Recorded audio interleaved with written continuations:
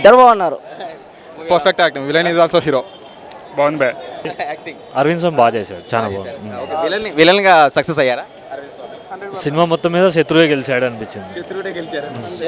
శత్రువుకు తగ్గట్టుగా మిత్రుడు, మన మిత్రుడు యాక్టింగ్ చేయలేకపోయాడు. కరెక్ట్ అయిన ఎనిమికి తగిన మిత్రుడు కాదు, శత్రువే గెలిచాడు.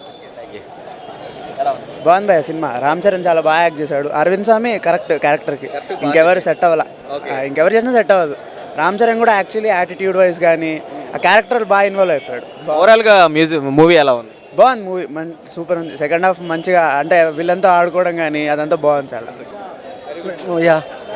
సూపర్ ఉంది అన్న, బాగుంది. సూపర్ హిట్ మూవీ, రికార్డ్స్ బద్దలైపోయే మూవీ ఇది. Super hit movie. అసలు మూవీ ఎలా ఉంది? మాకు కంప్లీట్గా రివ్యూ కావాలి జనాలకి. అసలు జెన్యూన్ రివ్యూ ఇవ్వాలనుకుంటున్నాం మేము, ఫస్ట్ నుంచి లాస్ట్ వరకు. అసలు మూవీ ఎలా ఉంది? సినిమా ఫస్ట్ మన నాటు భాషలో చెప్తా, సినిమా చాలా చాలా చాలా చాలా చాలా చింపేసింది, బాగుంది. సీరియస్లీ నెగటివ్ షేడ్లో తను జస్టిఫై చేసినట్టు ఆ రోల్ని ఇంకెవ్వరు జస్టిఫై చేయలేరు. Damn sure. ఫస్ట్ నుంచి లాస్ట్ వరకు సినిమా ఎలా ఉంది? ఎలా లాస్ట్ వరకు అయితే నేను చెప్పలేను, కానీ ఎందుకంటే అంత టైం నా దగ్గర లేదు. ఫస్ట్ ఆఫ్ ఆల్ ప్రతి ఒక్కరూ చాలా బాగా యాక్టింగ్ చేశారు.